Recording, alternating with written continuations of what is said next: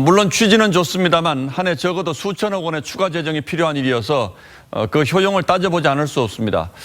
자, 강동원 기자. 예. 직장 다니는 사람들은 그만두면 실업급여를 받게 되지만 자영업자들은 대부분 그것도 없으니까 정부가 재취업할 때까지 지원을 하겠다 이런 거죠. 예, 맞습니다. 월 50만 원씩 최장 6개월 동안 받게 됩니다. 그럼 뭐 결국 받는 입장에서는 고용보험 등급과 차이가 없군요. 예, 맞습니다. 그런데 이 고용등급 같은 경우에는, 고용보험 같은 경우에는 직장인들이 의무적으로 가입해서 다달이 냈던 돈을 실업급여 형식으로 받는 거고요. 자, 국민취업지원제도는 미리 내는 돈 없이 이 폐업이나 실직을 하게 되면 돈을 주는 겁니다. 그런데 이건 그냥 주는 거니까 고용보험과는 형평성이 안 맞는 것 아닙니까? 그런데 이제 실직이나 폐업을 했다고 무조건 주는 건 아니고요. 저소득층에 이제 됩니다. 2인 가구 같은 경우에는 이제 월소득 145만 원 이하, 그리고 4인 가구는 월소득이 230만 원 이하가 돼야 됩니다. 거기다가 이 구직 노력을 해야 된다는 조건도 있는데, 자, 그럼에도 말씀하신 것처럼 이 실직자에게 돈을 퍼주는 것 아니냐, 뭐 이런 비판이 나오고 있는 것은 사실입니다. 들어보시죠. 보험을 못 드는 사람들을 위해서는 따로 어떤 별도의 대책이 필요할지 모르지만은 보험을 들건 안 들건 상관없이 구제를 하겠다, 혜택을 주겠다, 그거는 말이 안 되는 거지.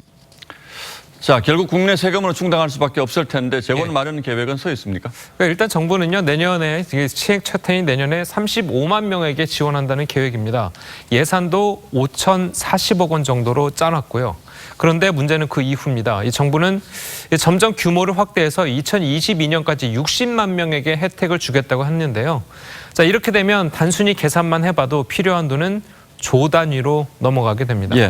자, 아직 국민 부담이 얼마나 늘어나고 또 구체적인 재원은 어디에서 충당할지 설명은 없지만 이 복지라는 것이 한번 만들면 없애기는 어렵기 때문에 제도 도입 전에 이 재정 상태에 대한 면밀한 고민이 필요하다. 이런 지적이 나오고 있습니다. 이건 역시 또 도덕적 해이 문제, 또 퍼주기 논란이 일 수밖에 없겠군요. 예, 맞습니다. 그래서 얼마 전에 문재인 대통령이 우리의 국가 재정이 매우 건전한 편이기 때문에 좀 더 긴 호흡으로 바라볼 필요가 있다. 자, 이렇게 이야기하면서 재정 확대의 필요성을 이야기했었죠. 자, 결국 복지를 확대하면 나라 곳간을 더 열 수밖에 없는 겁니다. 자, 일각에서 포퓰리즘이라는 비판이 계속 나오는 이유기도 하고요. 들어보시죠.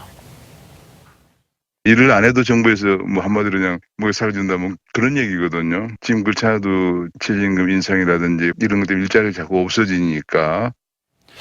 강 기자 지적대로 한번 주기 시작하면 없애기는 어려운 것이니까 이 제도가 장기적으로 우리 경제에 어떤 결과로 돌아올지 정말 면밀히 검토하고 또 반대하는 사람들의 주장도 잘 경청해서 제도를 잘 시행하기를 바라겠습니다. 잘 들었습니다.